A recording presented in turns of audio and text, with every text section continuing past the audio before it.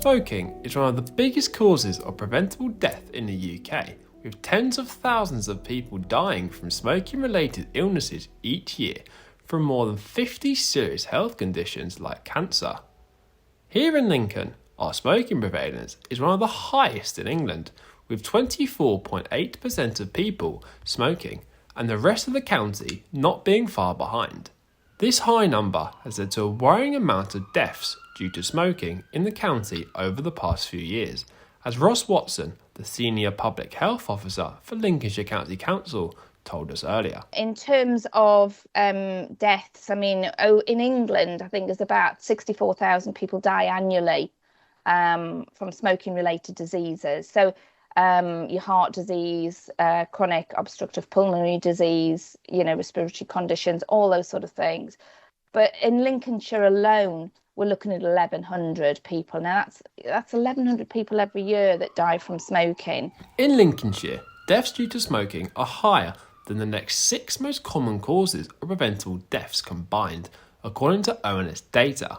The same can be said when looking at COVID-19 deaths from the past year.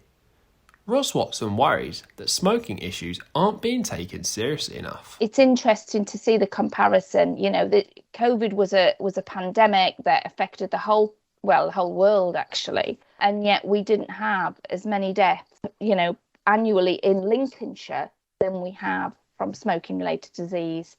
And that to me is, we're not doing enough around smoking cessation. Using data from gov.uk, we can see that between April 2020 to the latest data from November of this year, that 2,403 deaths have been recorded in Lincolnshire due to COVID-19.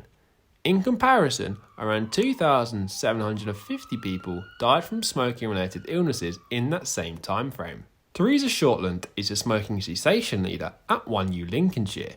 She thinks the issues around smoking are due to a number of reasons. You tend to see patterns of smoking with health inequalities, so pockets across different counties, including Lincolnshire, where there's maybe other health inequality factors. So, for example, there tends to be a pattern of smoking with families on lower incomes. And I think the big part with it is that smoking needs to be viewed as an addiction. If you're looking to quit smoking, go to oneulincolnshire.org.uk or speak to your local GP. This has been George English from City Vibe.